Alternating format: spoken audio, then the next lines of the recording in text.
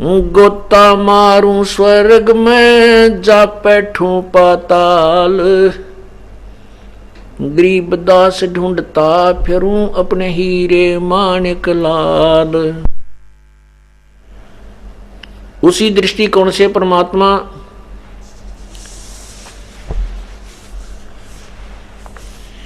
अपनी प्यारी आत्मा धर्मदास जी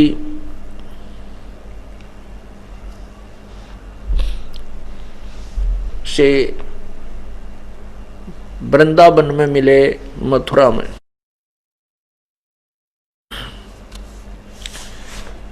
आदरणीय गरीबदास साहिब जी ने अपनी अमृतवाणी में धर्मदास जी व परमेश्वर कबीर जी की वार्ता को लिपिबद्ध किया है, क्योंकि कबीर परमेश्वर ने अपनी प्यारी आत्मा आदरणीय गरीबदास साहिब जी का ज्ञान योग खोल दिया था।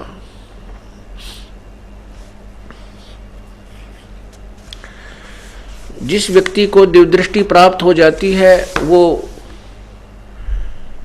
लाखों करोड़ों अरबों वर्ष पहले का, अरबों करोड़ों युग पहले की और भविष्य की सभी जानकारी दे सकता है। और इस दिव्य दृष्टि की भी रेंज होती है, जैसे एक दूरबीन होती है, वो कुछ ही किलोमीटर तक स्पष्ट दिखा सकती है, दूसरी उससे ज्यादा, तीसरी उससे ज्यादा, ऐसे। जैसे वेद व्यास जी ने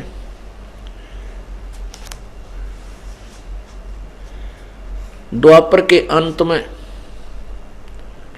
लाखों वर्ष पहले बोले गए वेदों को लिपिबद्ध किया और कई वर्ष पहले बोली गई गीता जी को जो का त्यों लिपिबद्ध किया, और 18 पुराणों को, श्री सुधा सागर को, जो भी वार्ता जिस जिस की जैसी हुई थी वो ज्यों की तो व्यास जी ने बाद में लिपिबद्ध की।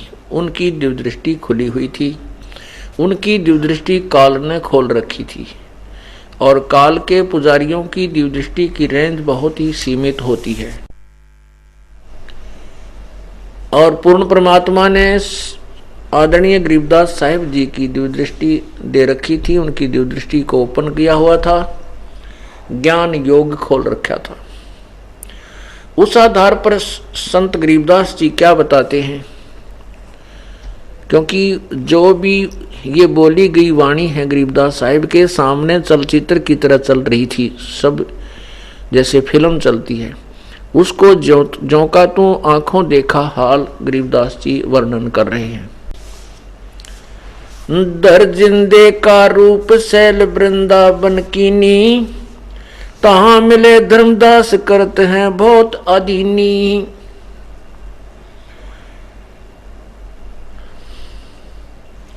बहुरंगी वरियाम कामनी कामी सोई, दर सतगुरु का रूप धनी उतरे हैं लोई। धर सतगुरु का रूप, वो धनी यानी कुल का मालिक कबीर परमेश्वर ही अवतरित हुए थे।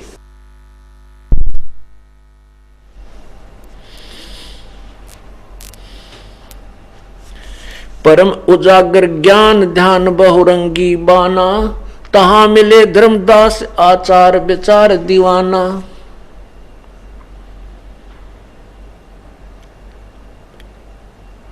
परमात्मा कबीर परमेश्वर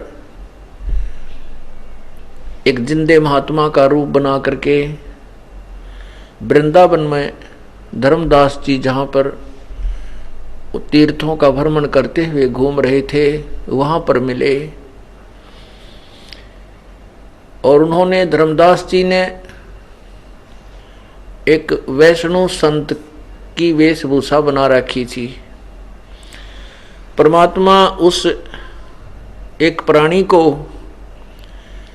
अपनी शरण में लेने के लिए, अपना ज्ञान उसके हृदय में जमाने के लिए स्वयं तो एक दास और भक्त की भूमिका करते हैं और उस एक छोटे से प्राणी को स्वामी जी कहते हैं। परमात्मा ने धर्मदास जी से कहा,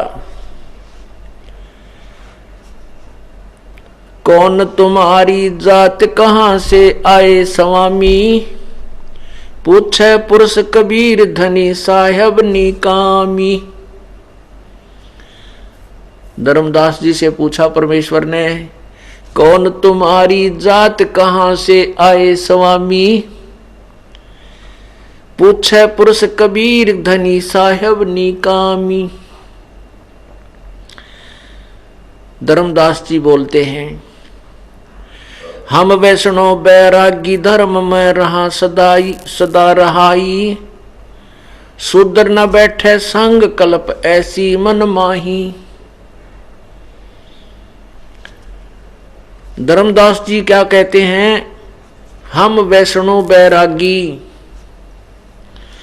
और धर्म में रहा सदाई। मैं वैष्णव बैरागी संत हूं और सदा धर्म में धार्मिक क्रियाओं में संलग्न रहता हूं। और फिर क्या बोलते हैं आगे धर्मदास, सुन जिंदा मम ज्ञान को अधिक आचार विचार, अमरी करनी जो करे वो उतरे भव जल पार। देख धर्मदास कहता है, ए जिंदा महात्मा, हम जो क्रिया बतावा ना, जो हम भक्ति विधि बतावें, जो कोई कर ले उसका बेड़ा पार हो जाएगा। पुण्यात्माओं, इन श्रद्धालुओं को जिस भी संत ने जो गुट्टी प्यार रखी है उसी को फाइनल मानकर किसी की नहीं सुनते, और उसी आधार से धर्मदास जी अपनी क्रियाओं को अति उत्तम मानकर और क्या कह रहा है, सुन जिंदा मम ज्ञान को अधिक आचार विचार, अमरी करनी जो करे वो उतरे भव जल पार।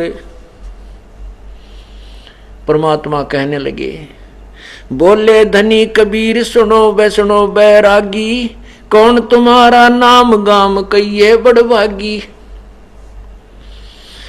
कौन कौम कुल जात कहाँ को गमन किया है, कौन तुम्हारी रेस किन्हें तुम नाम दिया है। कौन तुम्हारा ज्ञान ध्यान सुमरण है भाई, और कौन पुरुष की सेव कहाँ समाधि लाई। को गुफा को आसन को गुफा के भर मत रहो सदाई, सालग सेवन कीन बहुत अति भार उठाई। जोड़ी झंडा दीप धूप अधिक आचारी, बोले धनी कबीर भेद कहियो ब्रह्मचारी। क्या पूछे परमात्मा कि हे स्वामी जी, आप कहाँ से आए हो। हे वैष्णव बैरागी, हे साधु, तुम्हारा क्या नाम है, कौन सा तुम्हारा गांव है, और कहाँ को तेरा प्रस्थान है, और कौन तुम्हारा गुरु है, किसने तुम्हें नाम दिया है,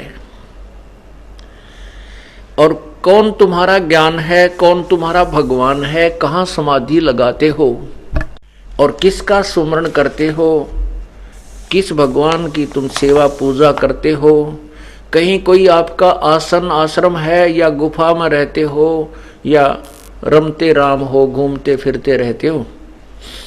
आपने तो जोड़ी झंडा डंडा ये बहुत, और ये मूर्ति पत्थर की निरा बाहर उठा रखा है। मुझे कृपा करके हे ब्रह्मचारी अर्थात हे महात्मा जी, मुझे पूर्ण भेद बताइए।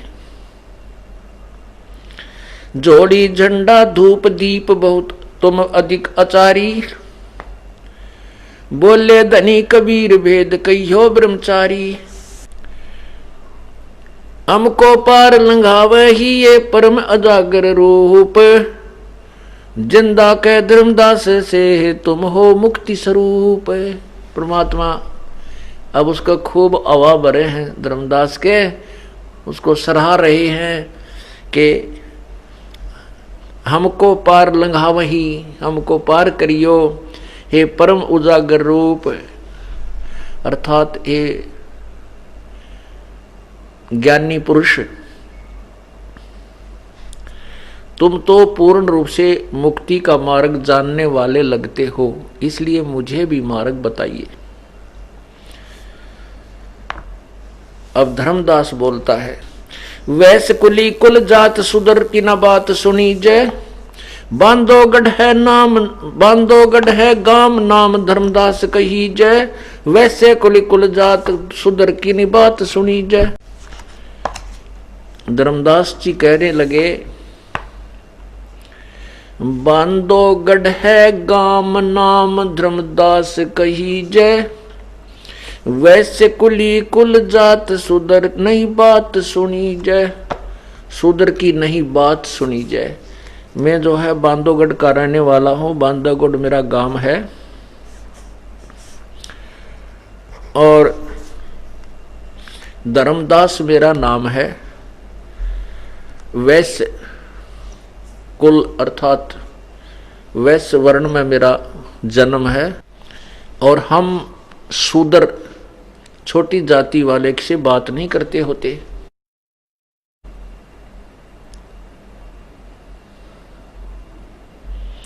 सरगुण ज्ञान स्वरूप ध्यान सालग की सेवा, मल्लाग्र छड़कंत संत सब पूजे देवा, 68 तीर्थ नान ध्यान कर कर हम आए, पूजे सालग राम तिलक गलमाल चढ़ाए, धूप दीप अधिकार आरती करें हमेशा, राम कृष्ण का जाप जपे रटत है शंकर शेषा, नेम धर्म से नेह स्ने दुनिया से नाही, आरुडम बैराग और की मानो नाही। कति पक्का हो रहा था, नु कहता कि राम कृष्ण का जाप रटे हम शंकर शेषा, नेम धर्म से ने स्नेह दुनिया से नाही। और मैंने जो ज्ञान प्राप्त करके जो वैराग धारण किया है ये मेरा आरूढ़ है, मैं इसके ऊपर पूर्ण रूप से दृढ़ हूं और की मैं मानू को ना।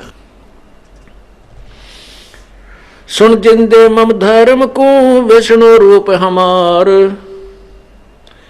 68 तीर्थ हम किए चिन्हा सिरजनहार। 68 तीर्थ कर लिया और मैंने तो भगवान पा लिया। बोले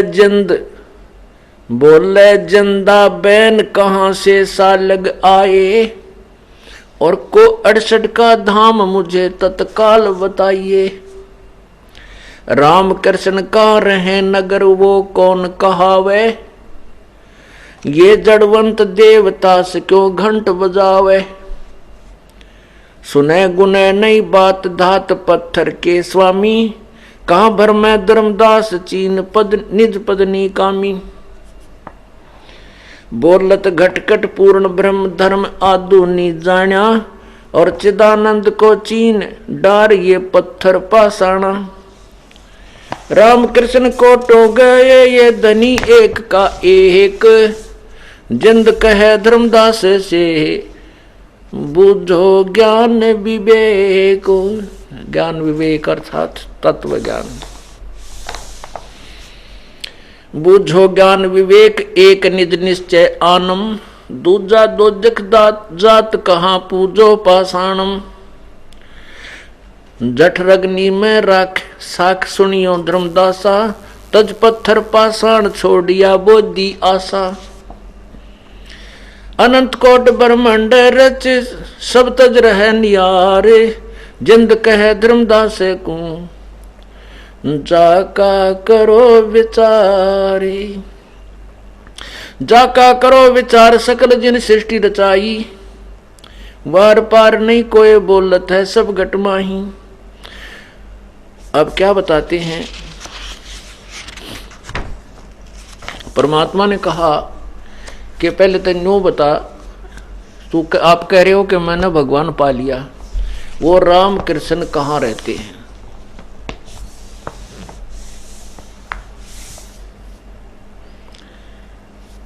वो कहेगा कि वो स्वर्ग में रहते हैं, तो परमात्मा ने उसने कहा कि वो स्वर्ग में रहते हैं।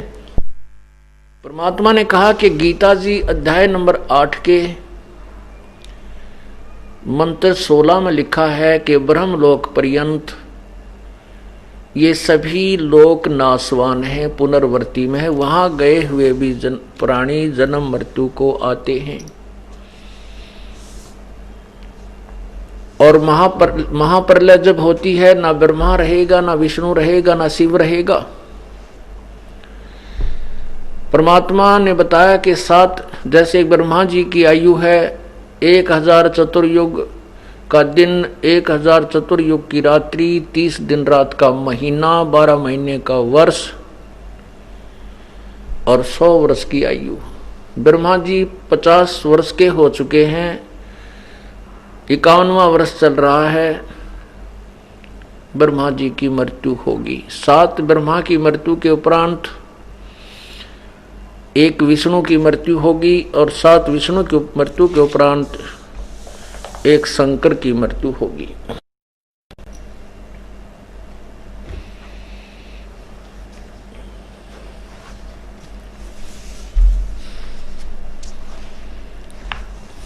और फिर बताया कि तेरे ब्रह्मा विष्णु महेश स्वयं कहते हैं कि हम तो नाशवान हैं, हमारा जन्म मृत्यु होता, हम अविनाशी नहीं है, तो उनके पुजारी कहाँ रहेंगे।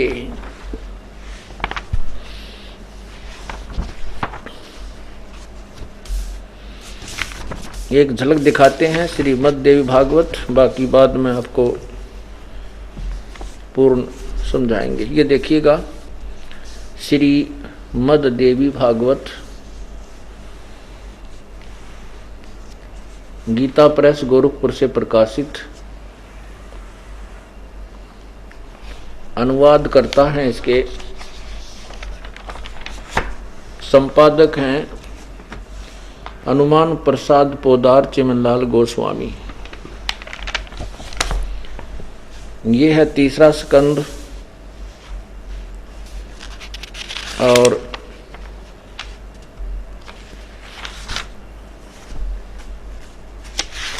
अध्याय 4 और 5 में प्रश्न नंबर 123।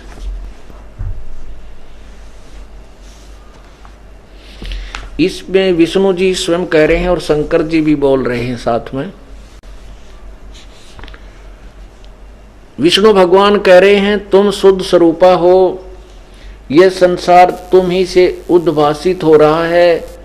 मैं ब्रह्मा और शंकर हम सभी तुम्हारी कृपा से विद्यमान हैं। हमारा आविर्भाव और तिरोभाव, आविर्भाव माने जन्म, तिरोभाव माने मृत्यु हुआ करता है। केवल तुम ही नित्य हो, यानी अविनाशी हो, जगत जननी हो, प्रकृति और सनातनी देवी हो। शंकर भगवान बोले, देवी यदि महाभाग विष्णु तुम ही से प्रकट हुए हैं तो उनके बाद उत्पन्न होने वाले ब्रह्मा भी तुम्हारे ही बालक हुए। फिर मैं तमोगुणी लीला करने वाला शंकर क्या तुम्हारी संतान नहीं हुआ? अर्थात मुझे भी उत्पन्न करने वाले तुम ही हो, वाली तुम ही हो। फिर नीचे बताया है इसी में 123 पृष्ठ पर ही, ये नीचे देखिएगा, तीनों गुण भी यही बताए हैं। इस संसार की सृष्टि, स्थिति और संहार में तुम्हारे गुण सदा समृद्ध हैं। उन्हीं तीनों गुणों से उत्पन्न हम ब्रह्मा, विष्णु और शंकर नियमानुसार कार्य में तत्पर रहते हैं।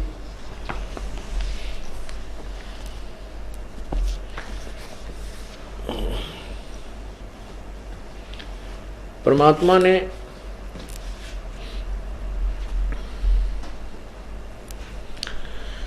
धर्मदास जी से बताया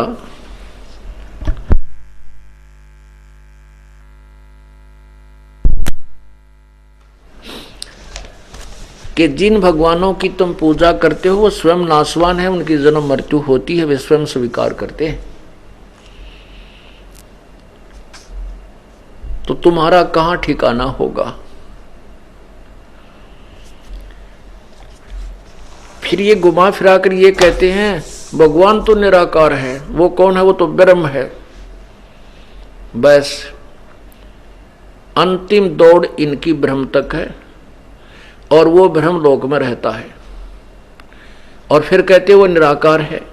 उनका पुजारी ब्रह्मलोक में पहुंच जाता है। ये देखिए पवित्र गीता जी, श्री मद्भगवत गीता,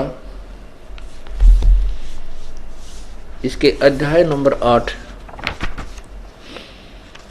और श्लोक या मंत्र कहो 16 में।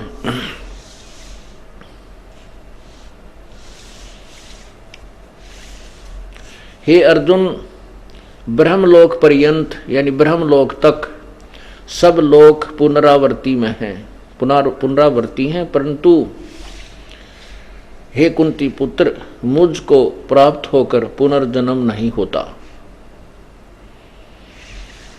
अब वैसे तो इसका अर्थ और होता है, लेकिन अनुवादकर्ताओं ने जो किया है हम इस पर अभी समय वेस्ट नहीं करेंगे, वो तो समय आने पर समझाएंगे।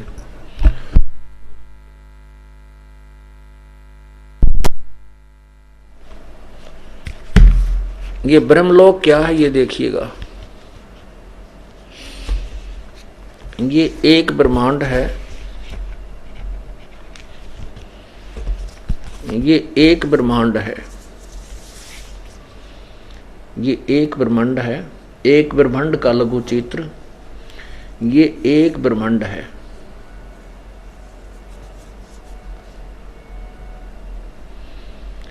इस ब्रह्मांड में ये पृथ्वी लोक है, ये पृथ्वी लोक है, ये स्वर्ग लोक है, कोमन स्वर्ग। ये स्वर्ग के राजा इंद्र का द्वीप है, साथ ही इसके लगता हुआ ही थोड़ा दूरी बना दिया है। और नीचे ये पाताल लोक है, ये वाला। इस पाताल लोक पर, इस पृथ्वी लोक पर और इस स्वर्ग लोक पर ये ब्रह्मा, विष्णु और शिव जी, इन तीनों का अधिपत्य है। जो विष्णु शंकर जी की सेवा का पूजा करते हैं वो शंकर जी के लोक में चले जाते हैं इस द्वीप में। जो विष्णु के उपासक हैं वो विष्णु लोक में चले जाते हैं, ब्रह्मा के पुजारी ब्रह्मा के लोक में, और जो अन्य साधना उपासना करते हैं, धर्म आदि करते हैं, वो कोमन स्वर्ग में चले जाते हैं।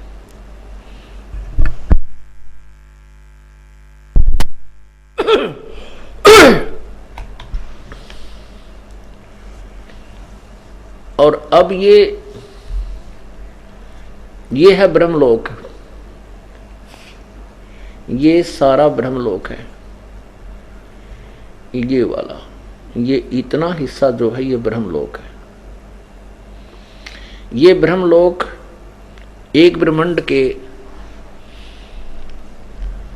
बहुत ज्यादा अत्यधिक हिस्से में है, बहुत विस्तृत है। तो अब ये कहते हैं ये अंतिम, यहां ये ब्रह्मलोक है। ये ब्रह्मा विष्णु के लोक तो बहुत बार नष्ट हो जाते हैं, पृथ्वी लोक भी और ये स्वर्ग आदि तो, लेकिन ये ब्रह्मलोक इनसे ज्यादा स्थायी है। अब गीता जी में लिखा है कि ये ब्रह्मलोक पर्यंत ये सारे ही, यहां भी ये भी नाशवान है, यहां गए वे सभी साधक भी पुनर्वर्ती अर्थात पुनर्जन्म होता रहता है, जन्म मृत्यु होती है।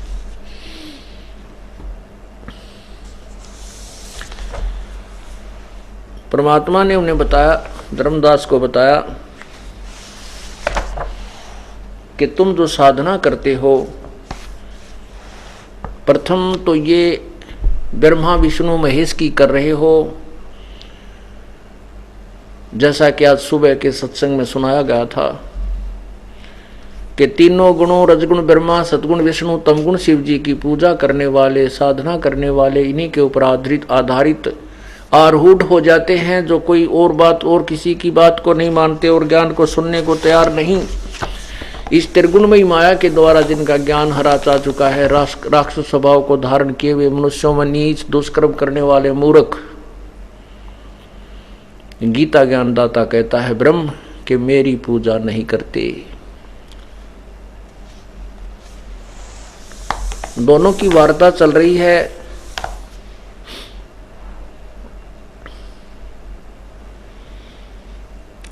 परमात्मा कह रहे हैं कि बोले जिंदा बैन सुनो, कहां से सालिग आए, और को 68 का धाम मुझे तत्काल बताइए। राम कृष्ण कहाँ रहे, नगर वो कौन कहावे, ये जड़वंत देश देव ताश क्यों घंट बजावे। अब धर्मदास जी ने जो भगवान विष्णु की मूर्ति पूजा जब की, छोटी छोटी घंटियां ले रखी, उन बजा उसके सामने श्री विष्णु स्तोत्र करते समय कहते इन पत्थर के देवता आगे क्यों घंटी बजाओ, ये ना सुने, इनका कान ना आंख ना है, और क्यों मूर्ख बन रहा है तू। राम कृष्ण कहाँ रहे, नगर वो कौन कहावे, ये जड़वंत देव ताश क्यों घंट बजावे। सुने गुने नहीं बात धात पत्थर के स्वामी, कहाँ भर में धर्मदास निज चिन्हो निज पदनी कामी। के ये पत्थर के देवता इनका आगे क्यों घंटी बजाता है, ये धातु या पत्थर के बने हुए ये तेरे स्वामी तेरे भगवान ये नहीं सुनते कुछ भी, और कहाँ भ्रम रहा है धर्मदास उस परम पिता उस यथार्थ मार्ग को सुन। राम कृष्ण को टो गए ये धनी एक का एक, जिंद कहे धर्मदास से बुझो ज्ञान विवेक। मुझसे तत्व ज्ञान सुन। ये रामकृष्ण तो करोड़ों मर लिए, वो पूर्ण परमात्मा यानी अपना ही डबल रोल करते हुए प्रभु कह रहे हैं वो एक का एक, वो ज्यों का त्यों है।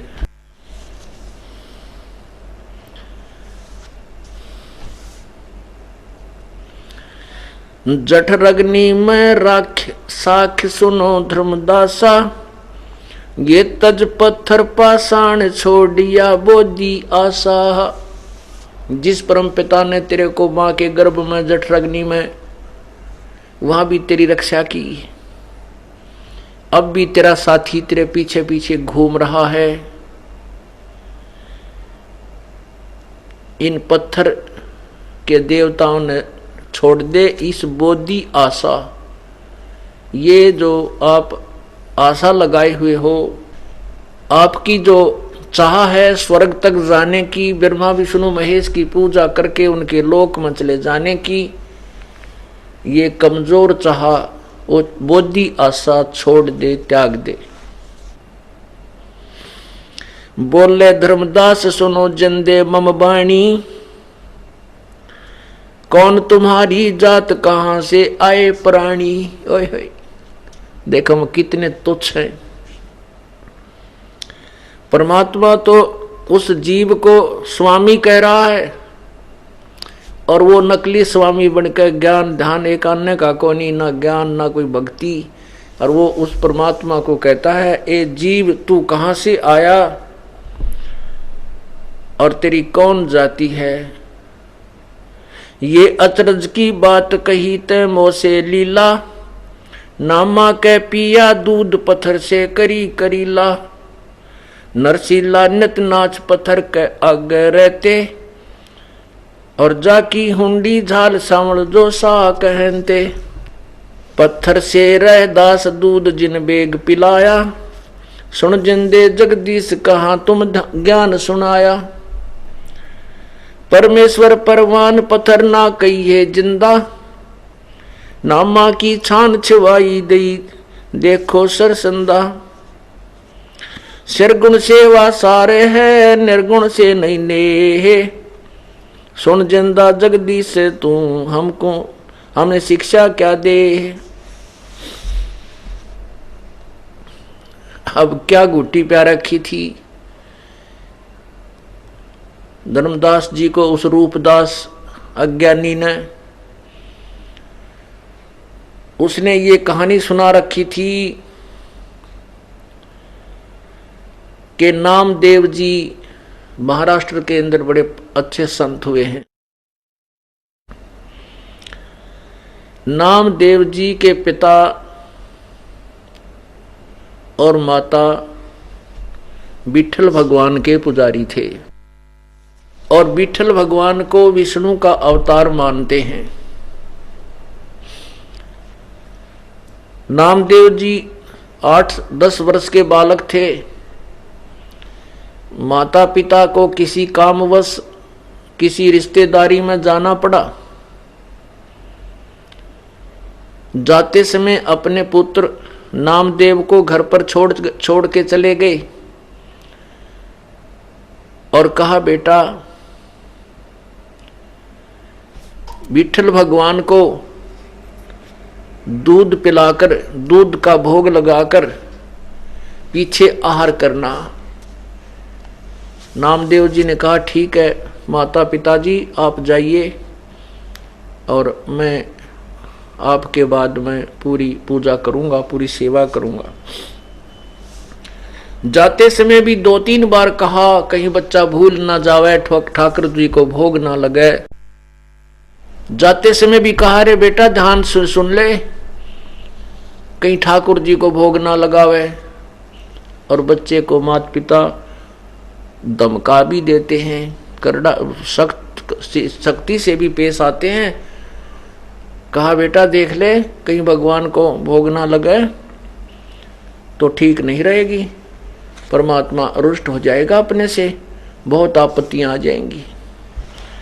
नामदेव जी को और दृढ़ चिंता बन गई, अधिक चिंता बन गई कि माता पिता ने कहा है तो भोग अवश्य लगाऊंगा। तो माता पिता तो क्या करते थे, जैसे पत्थर की मूर्ति रखी हुई थी, दूध का नहा धो के दूध का कटोरा भर के भगवान की मूर्ति के सामने रख देते थे, आगे पर्दा लगा देते थे और कुछ देर के बाद उसको उठा करके शेष दूध में मिला लेते थे और फिर स्वयं उस भगवान के लगे हुए भोग को ग्रहण करते थे। नामदेव जी बच्चा था, उसने कभी ऐसी क्रिया की नहीं थी, ना उसको मालूम था। नामदेव जी ने को पता, ये सुना, माता पिता से पता लगा, उन्होंने आदेश दिया कि भगवान को भोग लगाना है, दूध पिला के पीछे तूने भोजन खाना है। तो लड़के ने सुबह स्नान करके और विठल भगवान की मूर्ति के सामने कटोरा दूध का भर के रख दिया और कहा, हे भगवान भोग लगाओ, हे भगवान दूध पीवो। अब वो पत्थर कहाँ दूध पीवा था। अब बच्चे ने सोची, कोई माता पिता गुस्से होंगे और भगवान दूध पी नहीं रहा। हे परमात्मा, मैं बालक हूँ, आपका बच्चा हूँ, मुझे पूरी क्रिया का पता नहीं, आप कैसे दूध पीते हो, मेरे माता पिता मुझसे नाराज होंगे। हे भगवान, मुझ बालक से कोई गलती हो गई हो तो माफ करो प्रभु, आप दूध पान करो। अब वो दूध नहीं पिया, बच्चे ने भी आहार नहीं किया। नेक्स्ट डे सुबेरे फिर नहाया धोया, स्वच्छ कपड़े पहने धो के, फिर दूध का कटोरा भर कर रख दिया ताजा, नहीं दूध पिया। बच्चे ने भी आहार नहीं किया। बालक था, एक दिन की भूख में निढाल हो गया, दूसरे दिन की भूख में और ज्यादा ही उसकी हालत कमजोर हो गई। तीसरे दिन उठा, फिर ऐसे ही प्रार्थना की, रोने लगा कि प्रभु मैं बालक हूँ, आपका बच्चा हूँ, मुझे पूर्ण क्रिया का पता नहीं। हे प्रभु, मेरे माता पिता नाराज होंगे, मुझे कहेंगे कि तूने भगवान को भोग नहीं लगाया। और परमात्मा, आप दूध पान नहीं करोगे, भोग नहीं लगाओगे तो आपका दास भी आहार नहीं करेगा। उस बच्चे की ऐसी निष्ठा देखा कि ये बालक मर जाएगा, माता पिता एक हफ्ते में आवेंगे। चौथे दिन जब देखा बालक पर उठा भी नहीं जा रहा है, ऐसे बड़ी मुश्किल से वहां तक पहुंचा है और ऐसे बैठ गया है, उसी समय परमात्मा उस पत्थर के अंदर प्रकट हुए, हाथ से कटोरा उठाया और दूध को पी लिया। नामदेव की खुशी का ठिकाना नहीं रहा। फिर स्वयं भी आहार किया। नेक्स्ट डे, अगले दिन फिर दूध रख दिया भगवान ने, फिर इसी प्रकार प्रकट होकर के दूध पिया। जब माता पिता वापस आए, उनको चिंता थी कहीं बालक भूल ना गया हो, और कहा बेटा क्या तुमने ठाकुर को भोग लगाया कि नहीं? तब नामदेव कहने लगा माता पिता, मैं बालक था, मुझे पूरी क्रिया का पता नहीं था। परमात्मा ने 3 दिन तक दूध नहीं पिया, चौथे दिन दूध पिया, और मैंने भी आहार नहीं किया। मैं भी मरने को हो गया था, मेरे भी श्वास प्राण निकलने वाले थे। तो मैंने अर्ज की, प्रभु मैं बालक हूं, मुझे ज्ञान नहीं। तो भगवान ने दूध पी लिया। अब वो माता पिता उस बालक के मुंह की तरफ देख रहे हैं, ये क्या कह रहा है। माता पिता को ऐसा लगा कि ये झूठ बोला है, और इसने ना दूध पिया, यो खेलता रहा कि बालकों में, और इसने सारा काम बिगाड़ दिया। तो कहने लगे बेटा सच बता दे, तेने भोग लगाया कि नहीं? एक माता पिता सही कह रहा हूं, 3 दिन तो भगवान ने बिल्कुल भोग नहीं लगाया, और मेरे से कोई गलती बन गई होगी, मैं बालक था ना। चौथे दिन भगवान ने फिर दूध पिया, हाथ में कटोरा उठा के। तो वो कहने लगे ये झूठ बोल रहा है, बालक सा इसने कुछ नहीं पिया, क्योंकि भगवान दूध पीते को ना। कहने लगे अब हमारे सामने पिला के देखा, नहीं तेरे डंडे मारेंगे। अब उन्हें सोची भाई अब पटूंगा। उसको मालूम था कि भगवान कहीं पीछे की तरह ना पीवे और पिटाई तो होगी। फिर हाथ जोड़ के खड़े हो गया, है भगवान ये बला तुम ही टालोगे मेरे सिर से, ये परमात्मा मेरे माता पिता को विश्वास नहीं होगा, आप जल दूध पान करियो मेरे प्रभु। अब नामदेव जी ने ऐसी प्रार्थना की, दूध रख के ठाकुर की मूर्ति के सामने, माता पिता के सामने ही। ऐसे ही भगवान ने वो कटोरा उठाया और पूरे दूध के को चढ़ पी गया, और फिर ज्यों की त्यों मूर्ति दर्शा दी। अब नामदेव के माता पिता फूले नहीं समाए, गली गली में जाकर कह रहे हमारे बेटे के हाथ से भगवान ने दूध पी लिया, हमारे बेटे नामदेव ने भगवान को दूध पिला दिया, विट्ठल भगवान को। अब गांव के लोग कहने लगे ये झूठ बोलता है, ये अपने बच्चे की सूखी महिमा करता फिरता है, इसको दंड दो। पंचायत कर ली, चौपाड़ में नामदेव का माता पिता बुला लिए, नामदेव बुला लिया, भगवान विट्ठल की मूर्ति रख दी और दूध ला के रख दिया। तो पंचायती कहने लगे, पंच कहने लगे यदि नामदेव ने भगवान को दूध पिलाया और भगवान ने इसका दूध पिया है तो हमारे सामने यहाँ पंचायत में दूध पिला के दिखावे, नहीं तो तुमको यहाँ से देश निकाला, नगर निकाला दे देंगे, यहाँ से बाहर निकाल देंगे।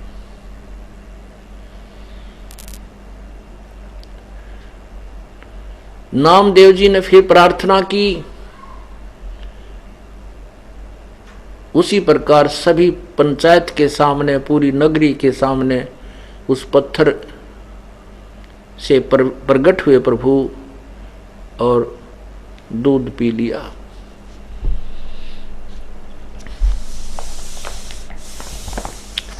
पुण्यात्माओं, ये तत्व ज्ञान है। तो इतनी कथा सुना रखी थी रूपदास जी ने उस धर्मदास जी को। तो उसी आधार पर धर्मदास जी कह रहा है कि ये अचरज की बात कही तैमो से लीला, नामा का पिया दूध पत्थर से करी करीला। कि नामदेव का भी दूध पत्थर, उस पत्थर ने पिया, वो भगवान है, पत्थर नहीं है। तो इसको सुलझाना है, इस तत्व ज्ञान को, तत्व ज्ञान से की दृष्टिकोण से इसको देखना है और इसका निष्कर्ष निकालते हैं। एक जगह प्रकरण आता है कि एक पाली था, पाली गवाला होता है, और पाली जो होता है वो बहुत दुखी हो लेता है। कोई गाय इधर भाग रही है, कोई गाय इधर भाग रही है, तो कोई खेती वाला किसान उसकी पिटाई कर रहा है, तो हमारी खेती चरा दी, तो वो बहुत दुखी रहता था। उसने एक दिन सत्संग सुन लिया। एक पंडित जी, एक गुरुजी सत्संग कर रहा था, विचार कर रहा था कि भगवान ऐसे सुख देता है, भगवान चीर बढ़ा देता है, भगवान ऐसा कर देता है, भगवान सब सुख दे देता है, सर्व सुखदाई है। तो पाली ने, ग्वाले ने सोचा कि पंडित जी पर एक भगवान ले लूं और वो मेरा साथी हो जाएगा, मैं विश्राम करूंगा और भगवान फिर सारी गौओं को घेरा करेगा और गौ चराया करेगा। अब सभी उस मंदिर से सत्संग सुनकर चले गए, पर वो पाली बैठा रहा। उस ग्वाले ने कहा, हे गुरुदेव मुझे भगवान दे दे, हे गुरुदेव मुझे भगवान दे दे, मैं बहुत दुखी हूँ, मेरी बहुत पिटाई होती है, मेरी भैंसें गायें इधर उधर किसी के खेतों में चली जाती हैं, मैं तंग हो लेता हूँ, मुझे भगवान दे दे। आप कह रहे थे ना भगवान सारे सुख देता है। अब पंडित जी ने सोचा, अच्छा बुद्धू पिल्ला पड़ा, अब इस तक कैसे पीछा छुटाऊं, क्यों पाली तो वो भी तो ऐसा होता है ना, जे उसने सीधा मना कर दे तो वो अगले दिन डले मार के जा, उसके पत्थर मारे। तो पंडित जी ने कहा, बेटा मैं भगवान बनाऊंगा 2-4 दिन में, तो हफ्ते पीछे आइए। अच्छा गुरु जी। अब पाली ने जो दिन दिया था ब्राह्मण ने, वो दूसरे दिन पहुंच गया, गुरु जी मैंने भगवान दे दे, बहुत दुखी हो लिया। उस पंडित जी ने क्या करा, एक भैंस का सींग टूटा पड़ा था, उसके ऊपर लाल कपड़े बांध के लपेट कर, धागा लाल लपेट के और रखा, नारियल सा बांध गए और कहा, पाली ले बेटा ले जा, पर एक काम करिए, इस भगवान को डेली भोग लगाना है, पहले इसको खाना खिला के पीछे खाना है। ऐसा नहीं करेगा तो ये भगवान तुझे सुख नहीं देगा, ये भगवान जो है ना तुझे लाभ नहीं देगा। अब ठीक है गुरुदेव, जैसा आपकी आज्ञा होगी। अब पाली ने वहीं अपने एक जहाँ पशु बंधा करते उसके उसी पशुओं के जो स्थान था, उसी में एक अलमारी थी बगैर खिड़की की, उसको साफ किया और साफ करके लीप लाप के वहाँ भगवान धर दिया, वो पंडित जी का दिया भैंस का सींग। अब उसको जो आहार मिलता था खाने के लिए, उस पाली को उस आहार को लेकर के उस भैंस के सींग के पास रख लिया और कहने लगा, हे भगवान भोजन खा लो, हे भगवान भोजन पा लो। ये वो भगवान की था तो मूर्ख बना रखा था, उसको नहीं खाया, दूध रोटी नहीं खाई, वो आहार नहीं किया। तो उस बालक ने भी, पाली ने भी नहीं किया। सोचा भाई मेरे से कोई त्रुटि होगी। अगले दिन फिर नहा धो कर नेक्स्ट डे फिर रख दिया, वो उस दिन भी ना खाया, ना सुबह ना शाम, तो उस पाली ने भी नहीं खाया। ऐसे ही चौथे दिन जब पाली कति निढाल हो गया कि आज भगवान आप नहीं खाओगे तो ये दास भी नहीं खाएगा, बेशक मौत हो जा, आप मेरे साथ नहीं होगे तो मेरे को तो सारी उम्र का दुख हो गया, ये भैंसे चरानी गाय चरानी ये सूत में आती नहीं, मेरा इससे अच्छे मौत हो जाए वो बढ़िया। अब पूर्ण परमात्मा है हमारे साथी पुण्यात्मा, ये है वो तत्व ज्ञान जो अब आपके हृदय में उतर जाएगा। मैं रोवत हूँ सृष्टि को, ये सृष्टि रोवे मोहे, गरीबदास इस वियोग को समझ न सकता कोई। गीता जी अध्याय नंबर 15 के श्लोक 16 और 17 में स्पष्ट किया है कि इस संसार में 2 भगवान हैं, एक क्षर पुरुष ये ब्रह्म काल, एक अक्षर पुरुष ये परब्रह्म, और इन दोनों के लोकों में ये प्राणी सब नाशवान है, ये स्वयं भी नाशवान है, केवल जीवात्मा अमर है। 17वें श्लोक में कहा है कि उत्तम पुरुष है तू अन्य परमात्मा इति उदाहरते। उत्तम पुरुष यानी वास्तव में पुरुषोत्तम कोई उत्तम भगवान तो इन दोनों से भी न्यारा है, जिसको परमात्मा कहा जाता है। और यह लोकत्रयम् अविश्य विभर्ति अव्यय ईश्वर है, जो तीनों लोकों में प्रवेश करके सबका धारण पोषण करता है, सबके किए कर्म का फल भी वही देता है, और निमित्त किसी जो जिसका पुजारी है निमित्त उसी को बना देता है। ये कबीर परमात्मा भगवान भक्ति की आस्था प्राणी में बनाए रखने के लिए जो भी जिस भी रूप में किसी देव को पूज रहा है, वो वर्तमान की पूजा तो उसकी एक अन्य की नहीं, एक नए पैसे की नहीं होती, लेकिन उसके पूर्व जन्म के जो पुण्य और भक्ति जो कभी परमात्मा के चरणों में उसने की हुई है, उसी के आधार से वो परमात्मा उस प्यारी आत्मा के प्राणों की रक्षा करने के लिए स्वयं ही कबीर देव प्रकट होते हैं। और वो जिसकी पूजा कर रहा है वो सोचता है कि मेरी मदद आज मेरे इसी भगवान ने की है, लेकिन ऐसा नहीं है। तो ये जो पाली था ये पूर्व जन्म का ग्वाला था, पूर्व जन्म का कोई पुण्यकर्मी प्रभु का कबीर परमेश्वर का बच्चा था।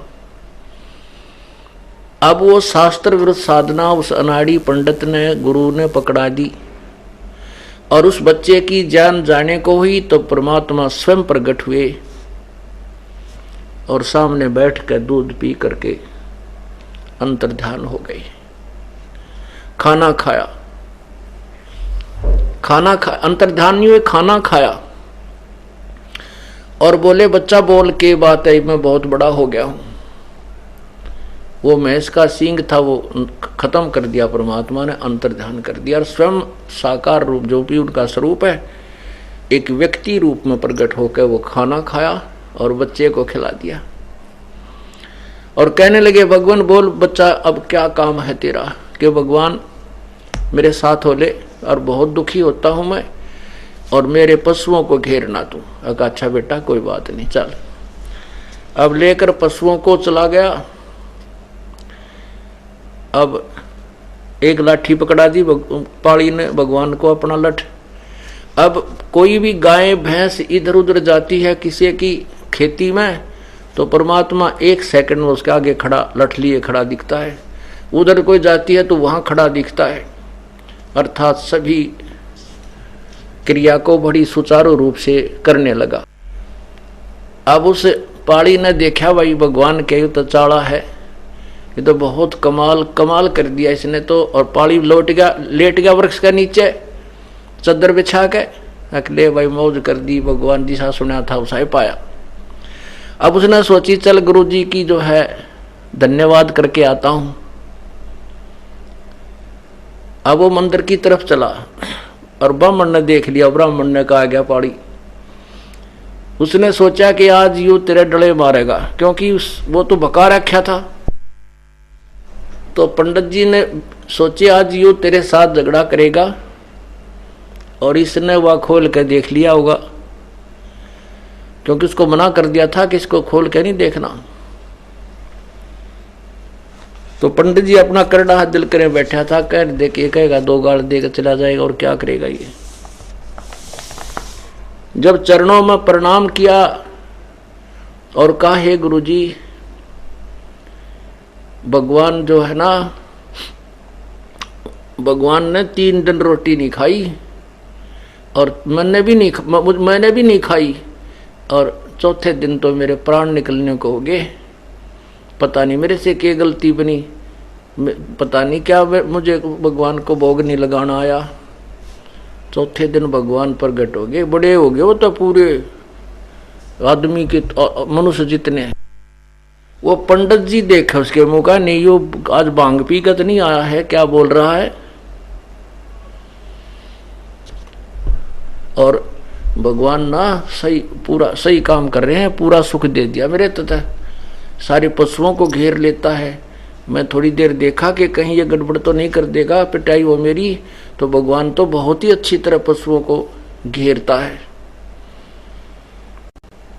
अब पंडित जी ने सोची कि भाई वो बालक है, झूठ भी ना बोलता, इसकी बात कुछ ऐसी लग रही है, बोली भाली झूठ तो नहीं बोल रहा। कहने के बच्चा वो भगवान कहाँ है कि चाल दिखाऊं? खेत में, वहां देख, वो वहां मेरे पशुओं को घेर रहा है। अब चल मुझे दिखा। वहां जाकर देखा, पंडित जी ने तो लठ लठ दिखा, भगवान ना दिखाई दे, क्योंकि निर्भाग आदमी को थोड़ा दिखा कर, वो तो निरा बकाया कर था, मंदिर में बैठ कर दुनिया को ठग रहा था, तो उसने तो वो लठ लठ दिखा, लाठी लाठी, भगवान दिखाई नहीं दे रहा। तो पंडित जी कहता है कि कहाँ है बेटा भगवान? कि वो दिखता नहीं, वो सामने लाठी लिए खड़ा, वो कभी लाठी इधर जाती दिखा, कभी लाठी इधर आती दिखा। पंडित जी के पसीने आ गए।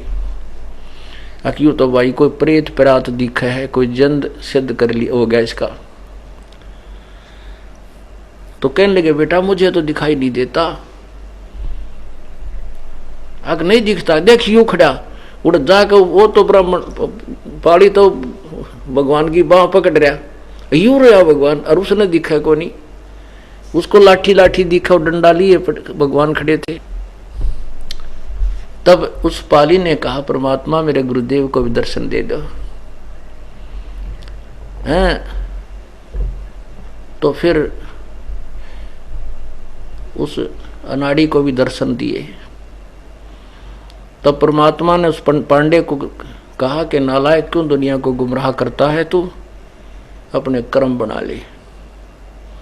उस दिन के बाद उस पांडे ने भी बकवाद करनी छोड़ दी और प्रभु ने उसको उपदेश दिया, उसका कल्याण करवाया। अब पुण्यात्माओं, अब यहाँ ये क्या कारण है कि ये पिछले जन्म की पुण्यात्माएं थी। जैसे टटीरी एक पक्षी था, पर टटीरी एक पक्षी है और उस टटीरी पक्षी वाले, जो टटीरी वाले श्रेणी का एक टटीरी थी, उसने महाभारत के युद्ध के दौरान कुरुक्षेत्र में अंडे उत्पन्न कर दिए, अंडे पैदा कर दिए। उधर से दोनों तरफ से सेनाएं इकट्ठी होगी और युद्ध का बिगुल बज गया। तब उस संतनी ने, उस टटीरी ने, जो पूर्व जन्म की संतनी थी, अंतरात्मा से पुकार की, हे परमात्मा मेरे अंडों की, मेरे बच्चों की रक्षा करो। इंद्र के हाथी का घंटाला टूट गया, बहुत बड़ा घंटा, 88,000 मन का बताया है, वो गिर गया वहां पर उन अंडों के ऊपर। पूरा महाभारत युद्ध समाप्त हो लिया, करोड़ों व्यक्ति मर गए, अग्निबाण चले, लेकिन वो अंडे नहीं खत्म हुए। तो वो न तो कोई पूजा वर्तमान में कर रही थी, ना कोई इष्ट न जाने थी। अंतर की पुकार व ममता बच्चों से की तरफ, उसकी आत्मा की भाषा को भगवान समझता है। उस पूर्ण परमात्मा ने ही आकर के उस टटीरी के अंडों की भी रक्षा की थी। कहते हैं 100 छल छिद्र मैं करूं अपने जन के काज, अरणक सिपो जो मार दो मैं नरसिंह दर्दों साज। तो ये जो कथाएं उनको रटा करा रखा था, रटा रखी थी कि नामदेव ने दूध पियाया, ऐसे भैंस के सींग में भगवान पैदा हो गया है। और रविदास जी को भी ऐसे ही एक बार राजा ने परेशान किया था, तो उन्होंने भी पत्थर, क्योंकि पहले रविदास जी भी शास्त्र विरुद्ध साधना ही किया करते थे। परमात्मा कबीर जी के शरण में आने के बाद उन्होंने सत साधना स्वीकार की थी। तो उस राजा ने भी उनको जान से मारने के लिए धमकी दे दी थी कि या तो मेरे सामने दूध पिला के दिखा रैदास, नहीं तो तेरी गर्दन कलम कर दी जाएगी। क्योंकि रविदास जी ने भी पहले दूध पिलाया था रविदास जी के माता पिता ने भी जग जन को यही कह दिया था कि मेरे बेटे ने पत्थर के भगवान श्री कृष्ण जी को, ठाकर जी को दूध पिला दिया। तो रविदास जी की प्रार्थना से भी दूध पत्थर ने, उस परमात्मा ने पिया था, पत्थर ने नहीं पिया था। परमात्मा प्रकट हुए, दूध पिया, अंतर्धान हो गए थे।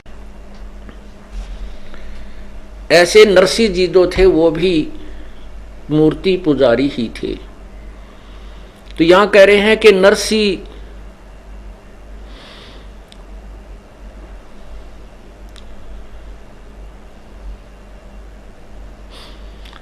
नरसिला नितनाच पत्थर के आगे रहते और जाकी हुंडी झाल झाली सांवल जो सा कहनते। कि धर्मदास जी अपनी वो अटकल युक्त ज्ञान को सुना रहा है कि कहता है कि नरसिंह नाम के, जो नरसिम्हा नाम के सेठ थे, वो भी भगवान पत्थर की मूर्ति का आगे डांस करते थे, नाचते थे, रोते थे, उसकी पूजा करते थे और परमात्मा ने उसकी हुंडी झाली और उसका भात भरा। तो तुम इनको पत्थर मत कहे जिंदा, धर्मदास कहता है ये तो भगवान न पड़े हैं, पत्थर पत्थर नहीं है। तो पुण्यात्मा हो, परमात्मा ने फिर उसको ये तत्व ज्ञान समझाया, बेटा ना तो उस पत्थर के भगवान ने नरसिंह की हुंडी जाली, ठीक है नरसिंह जी श्री कृष्ण पुजारी थे, लेकिन वह हुंडी भी कबीर परमात्मा ने ही ली थी, उसकी पूरी की थी। लेकिन वो ये सोचता है जो जिस भी इष्ट का पुजारी है कि मेरे इसी भगवान ने मेरे ये काम किया है। परमात्मा कहते हैं पिछले ही पुण्य से होते हैं पूर्ण हंस मुराद, के पिछले ही जो साधना पुण्य तूने किया हुआ उससे ही तेरी पूर्ण मुराद हो रही है। जब तक तू भविष्य की साधना ठीक नहीं कर रहा तब तक तेरे पूर्व जन्म की कमाई से ही तेरे काम हो रहे हैं। जैसे ये दास पहले हनुमान पुजारी था, श्री कृष्ण जी का पुजारी था, बाबा श्याम जी की पूजा परंपरागत थी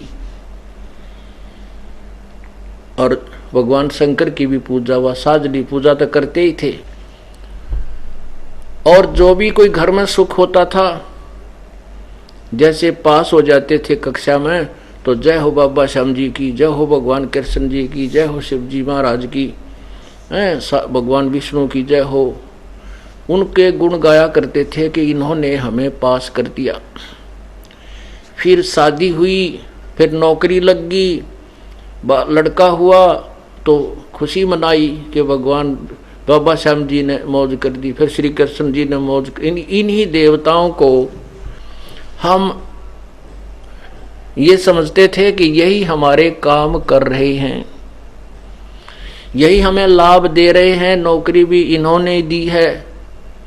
लेकिन अब पता चला इस तत्व ज्ञान की रोशनी में कि ये तो कुछ भी करने के कोना, ये तो मासा घटे न तल बधै, विधना लिखे जो लेख, सच्चा सतगुरु मेट कर ऊपर मारे मेख।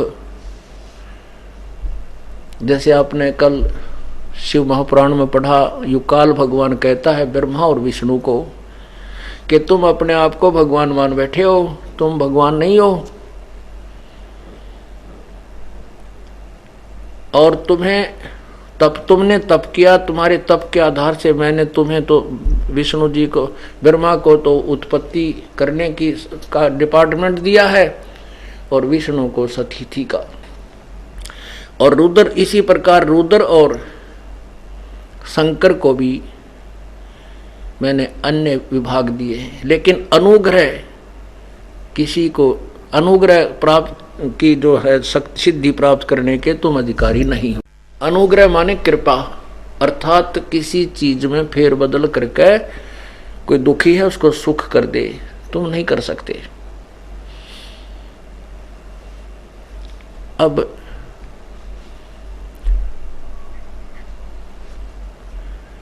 वो परमात्मा, आप विचार कीजिए, ये काल उन पुण्यात्माओं का दुरुपयोग करता है जो कभी परमेश्वर के चरणों में रहे हैं। और वो उस समय सत भक्ति करते थे और किसी कारण से परमात्मा से दूर चले गए, पार नहीं हो पाए। जैसे 64 लाख प्रभु के जब आज से 600 वर्ष पूर्व परमात्मा यहाँ आए थे, काशी में प्रकट हुए थे। अब उस समय उन्होंने एक लीला की थी जिस कारण से सभी उनसे दूर हट गए थे। वो इतने दयालु हैं कि हमारे पुण्य बनवा जाते हैं कि ये और ज्यादा कष्ट ना उठाएंगे। इनके अंदर भक्ति चलती आ जाएगी और जब भक्ति युग आएगा तब इनको मैं रिचार्ज कर लूंगा। अब आपको एक श्वास का सिमरण जो सतनाम दिया जाता है उसकी बहुत कीमत है, उसकी बहुत वैल्यू है। परमात्मा कहते हैं कि सतनाम पालड़ रंगहोरी हो और 14 लोग चढ़ाव राम रंगहोरी हो और तो ना 3 लोक पासंग धरे रंगहोरी हो तो ना तुले तलाया राम रंगहोरी हो। एक श्वास का सिमरण जो सतनाम आपको दिया जाता 2 अक्षर का, जिसमें एक ओम मंत्र है और एक तत्व, जो गीता जी अध्याय नंबर 17 के श्लोक 23 में कहा है ओम तत्सत इति निर्देश ब्रह्मणे त्रिविध समर्थ है। उस पूर्ण परमात्मा सच्चिदानंद घन परमात्मा की भक्ति के लिए ओम तत्सत इस 3 मंत्र के नाम का जाप का निर्देश है। उसमें ओम ब्रह्म का जाप है, ये तत् अन्य मंत्र है वो परब्रह्म का जाप है, और सत्य ये अन्य मंत्र है जो पूर्ण ब्रह्म का जाप है। तो उसमें एक सतनाम का सिमरण की कीमत बताई है। एक श्वास, उस श्वास से जो सिमरण किया जाता है वो कितना कीमती बन जाता है। लेकिन पूर्ण संत से लेकर के, नकली संतों से नहीं। अधिकारी के बिना कोई भी कार्य सफल नहीं होता। जैसे अपॉइंटमेंट लेटर होता है, बालक की नौकरी लगने का पत्र, उसमें 4 लाइन होती है, you are hereby appointed for the post of such and such, your salary will be such and such, और नीचे वो लिख देता है, अधिकारी साइन कर देता है, उस बच्चे को सरकारी नौकरी लग जाती है और उसको आजीवन लाभ मिल जाता है। उन्हीं 4 लाइनों को कोई टाइप करके और कोई दस्तक कर साइन कर दे और उसको कह दे ले तेरी नौकरी लग गई, तेरी भी लग गई, वो नहीं, कोई लाभ नहीं होगा। इसी प्रकार इस नाम को पूर्ण संत से प्राप्त करके ही जाप करने से लाभ होगा। और मर्यादा भंग कर दोगे तो ये नाम खंड हो जाएगा, जैसे नौकरी से निकाल दिया जाता है। तो ऐसी साधनाएं आप जी कितना सुमन करते हो? कम से कम 500, 400, 1000 श्वास के जाप तो अवश्य ही करते होगे, कम से कम। और एक श्वास की कितनी कीमत है? आप कितने धनी हो रहे हो और जरा सी मर्यादा भंग कर दी, काल के जाल में रह जाते हो। और फिर यहीं पर पुनर्जन्म होता है, तो आपकी वो कमाई परमात्मा के साथ की हुई वो अपने आप प्रकट होने लग जाती है। ऐसे लक्षण होते हैं। एक समय नामदेव जी पिछले संस्कारवश इतना भावुक हो गया, एक मंदिर में आरती हो रही थी, ब्राह्मण लोग उसमें आरती कर रहे थे, खड़ा होकर के शाम के समय घंटियां बजा रहे थे। नामदेव जी वहां से घूम आ रहे थे किसी कामवश, इतने आत्म विभोर हो गए, अपने हाथों के जूते उठा करके ऐसे घंटियां बजाते हुए, और उन पंडितों के अंदर उस 20-30 जो पंडित जी खड़े थे उनके अंदर चले गए और मूर्ति के मंदिर के गेट के सामने जाकर खड़े हो गए, ऐसे बजा रहे हैं। अब ब्राह्मण पुजारी ने देखा कि ये छोटी जाति वाला, क्योंकि पहले छुआछूत चरम सीमा पर थी, और कैसे आ गया हम ब्राह्मणों के बीच में मंदिर ठाकुर भगवान के दरबार में, और हाथ में जूते लिए हुए। उसकी बाजू पकड़ के पुजारी ने घसीट के मंदिर के पीछे पटक दिया, और वो पड़े पड़े भी ऐसे कर रहा है। परमात्मा ने क्या किया कि मंदिर का मुंह उस भगत की तरफ कर दिया, नामदेव की तरफ, और पंडित जी पिछली तरफ घंटी पीट रहे हैं।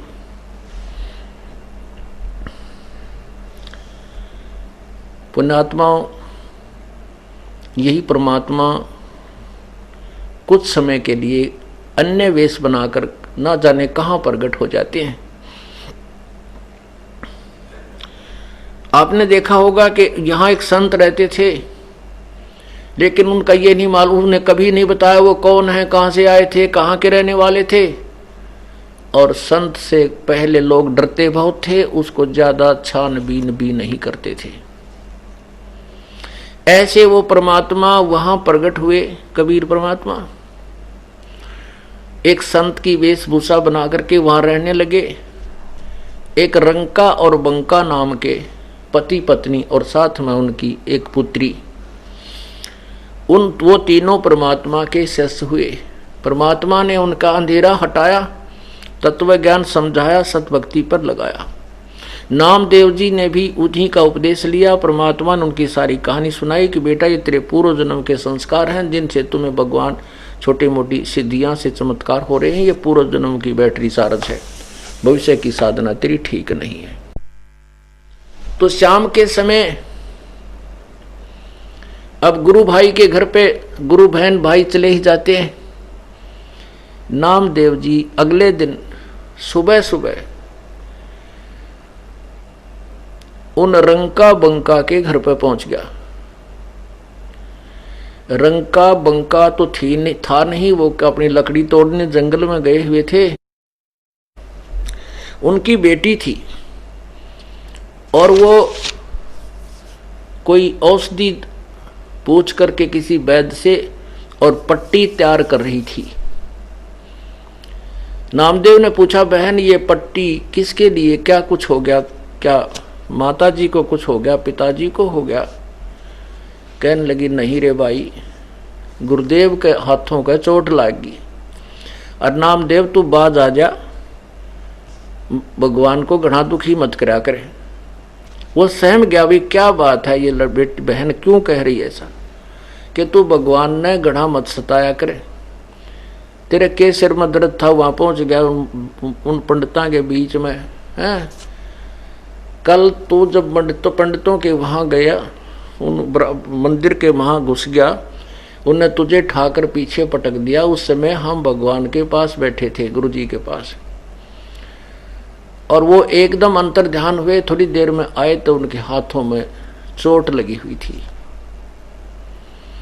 हमने पूछा, भगवान क्या हो गया? तो उन्होंने कहा, बेटी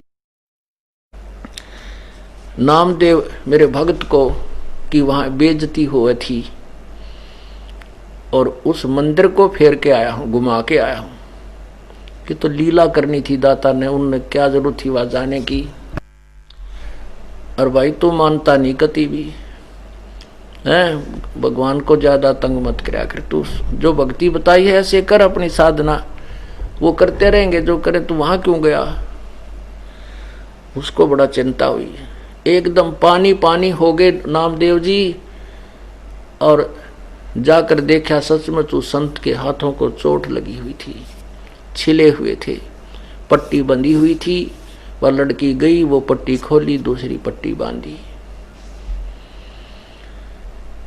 तब पुण्यात्माओं,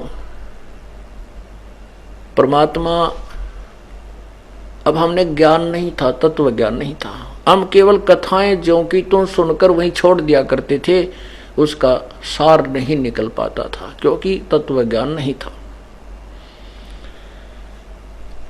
तो ऐसे नामदेव जी को परमात्मा ने ये फिर सतनाम दिया, लेकिन आगे देने का अधिकार नहीं किया था। परमात्मा कहते, नामा छिपा ओम तारी, पीछे सोम भेद बचार बिचारी, सार शब्द पाया जब लोई, आवागमन बहुर ना होई।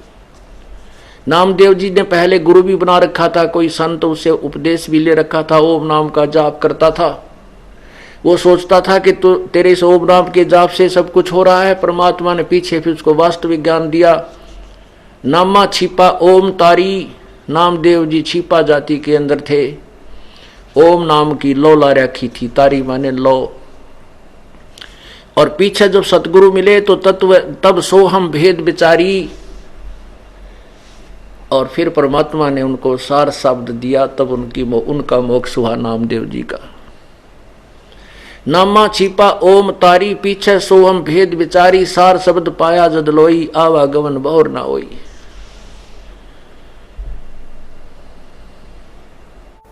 बोलो सतगुरुदेव की जय हो।